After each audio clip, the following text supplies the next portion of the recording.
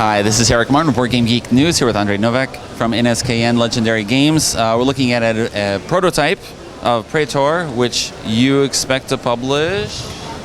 Well, later on this year. Okay, later in 2013.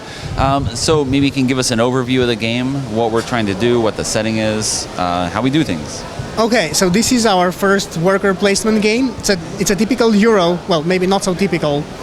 So what you do is build a city. There are 2 to 6 players competing to be the most successful city builder. Okay. Sounds typical so far. They all work together in the same city. Only one of them will be appointed the Praetor of the city by the Caesar. So the setting is the Roman Empire. What is special about this game? So your workers gain experience. The more experience they get, the more resources you get with them, the better they build, and then they retire. Okay. Once they retire, you still get to pay them. So there is always a balance between how quick you make your workers gain experience, so get more resources, because afterwards they will be retired, they will bring you points, but you will still have to pay them until the end of the game.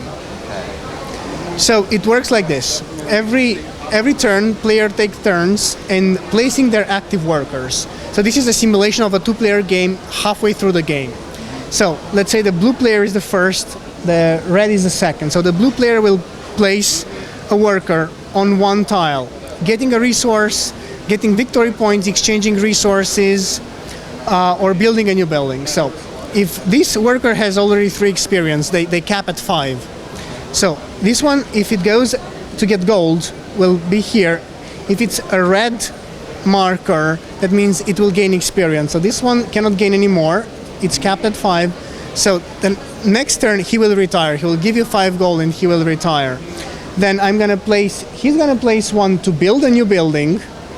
Then I'm gonna place the next one to gain a new worker.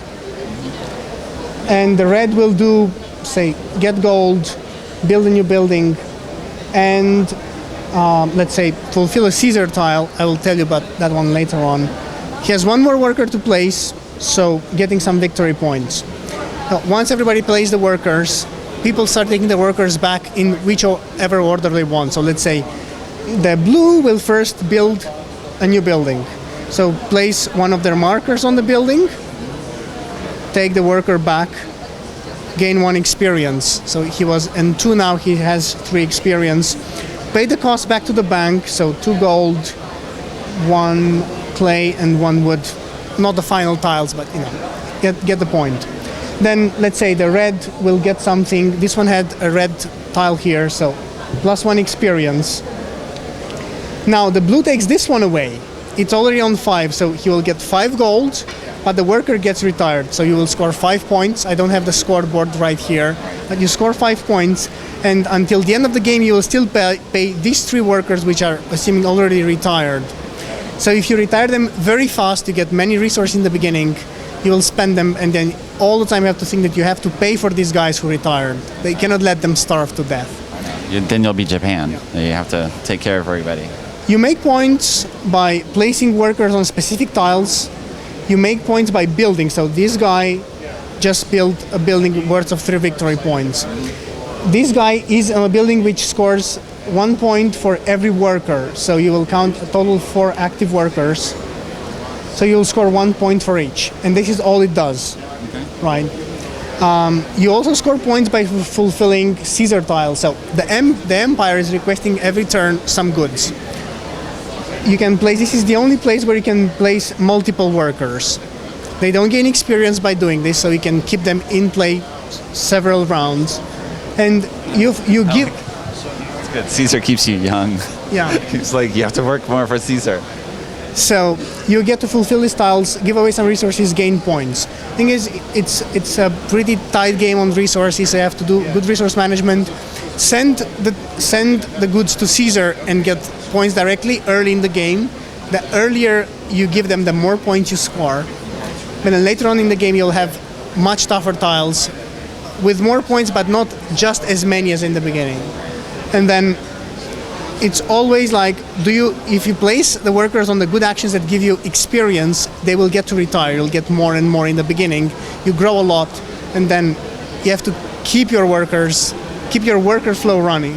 You will have a total of 12, so they all start on 1. So if you go here, for example, let me find out. Here you get a new worker. So this guy comes back home and brings a new worker. This will take 2 rounds to become active. So he will go through training first. You still have to pay him. He's already working for you. You are training him, but you have to pay him. If you worked in multinational companies, you'll know how it is. Right, so this is the core of the game. The game is still in playtesting. It will most likely end up on Kickstarter at some point. It's a game we really believe in. It's up to 6 players, which is not typical for a Euro. They usually cap at 4 or 5. We want to have it out before the next Essen. The sooner the better, but we are still testing some features, so it might still be a while. So how many tiles do you adjust the number of tiles with more players? Yes. Or there are tiles. So if you look on the tiles, so these are tiles which are available to put in the game. So these are gone. They are built. Every turn you will have shown here 1 plus the number of players. So this is a tile for, well, the second age for 2 plus players. If you play in 6, you'll add tiles for 3, 4, 5, 6. And the map will get quite big. There will be in total 80 tiles divided in 2, 3, 4, 5, 6 players. and at the end of the game, you're scoring up your. What's the score? How do you win? You get victory points for building. You get victory points for fulfilling Caesar tiles. You get victory points with special actions that give you victory points. And you will get victory points for your retired workers. Okay. So pretty much everything you do gives you something. You will keep a track of your victory points all the time, so you know it will pretty much guide you through your strategy. If you're far behind, you know that you have to speed up your play. Right. Okay. I like that you get points too from the people you take care of. Yeah. They pay off in the end. I mean, everything, you're rewarded for everything you do at the end of the day. All right, thanks for the overview. Good luck. Sure. Yeah. Thank you.